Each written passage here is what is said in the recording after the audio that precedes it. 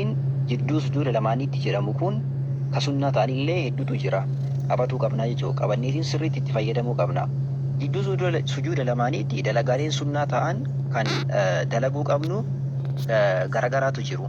Isaan illee inshallah tokko tokko isaaniitiin haa ilaallu. Dalagaalee sunnaa ta'an jidduu sujuuda lamaaniitti dalagaaleen dalagamuun jaalatamaa ta'an dalagaaleen ajrii nuuf qaban hedduutu jiru. Kanneen keessaa inni tokkoffaan maghfiraa yookaan araarama kadhachuu heddummeessuudha. Jidduu sujuuda lamaaniitti araarama yookaan maghfiraa waan jedhamu kadhachuu heddummeessuu qabna. Tokkoffaan isa kana. Lammaffaa teessuma iftiraashaa yookaan iqaa'aa taa'uudha. Sunnaan maalidha? Iftiraashaan yookaan iqaa'aan taa'uudha. Iftiraasha jechuun maal jechuudha? Iqaa'aa jechuun maal jechuudha? Ka jedhu sunana salaataa keessatti ilaallee jirra. Iftiraasha jechuun luka mirgaa dhaabanii luka bitaa irra taa'uudha. Teessuma kana barnoota sunana salaataa jedhu seenaatiin dhaggeeffadha. Achi keessatti haala bareedaadhaan ilaallee jirra. Iqaa'aa jechuun ammoo akkamii? Jidduu sujuuda lamaaniitti miila lamaan irra taa'uudha. Miila lamaan lafa gadi dhaabaniitiin teessuma keenyan ammoo miila lamaan san irra gadi taa'uun maal jedhama? Iqaa'aa jedhama. Jidduu sujuuda lamaanii kanatti kanneen lamaan keessaa akka tokkotti ennaa jechuu yookiin iftiraashaan yookiin iqaa'aanii sunnaadha jechuudha.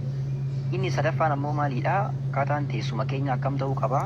Ciqilee sarbaa irra kaa'u. Ciqilee keenya maal irra kaa'uu qabna?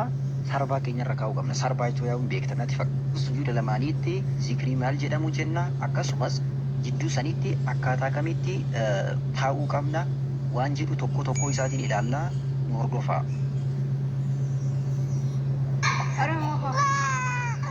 Zikrii dhaggeeffadhaa, adda baafadhaa. Yuutuubii kanaa sabiskiraayib godhaatiin barnoota diinii keessanii koottaatiin takriisan yookaan ammoo qaxarriisan keessatti hirmaatuu hin danda'u jechuudha. Akkuma san namni salaata kanaaf ulaagaalee sagalan armaan gadii kana hin guuteetiin kan hin argamin salaata kana yoo salaatillee faayidaa isaaf hin qabu dirqamaan guuteetiin argamuu qabaa jechuudha.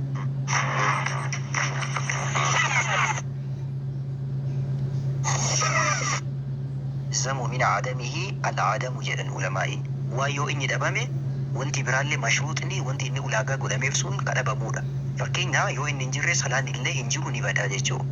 Akkasii shuruuxa salaataa jechuun osoo salaatatti hin seeniin yookaan osoo salaata hin eegaliin dura wantoota buusnee argamuu qabnuudha.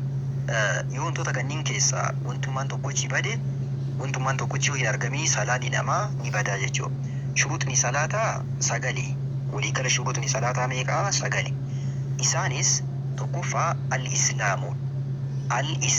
Al-islaamu jechuun maal jechuudha?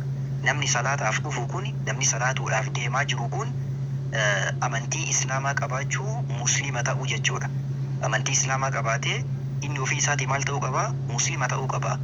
Yaa'u islaama jechuun maqaa amantiiti, muslima jechuun ammoo hordofaa amantiiti.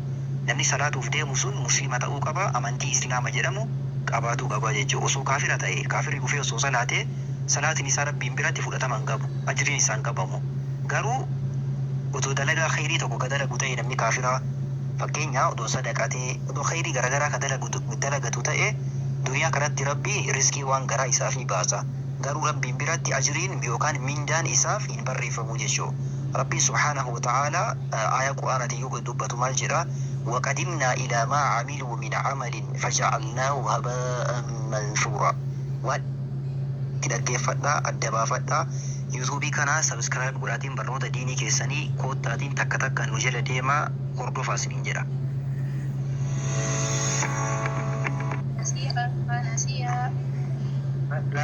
وإله موسى السلام عليكم.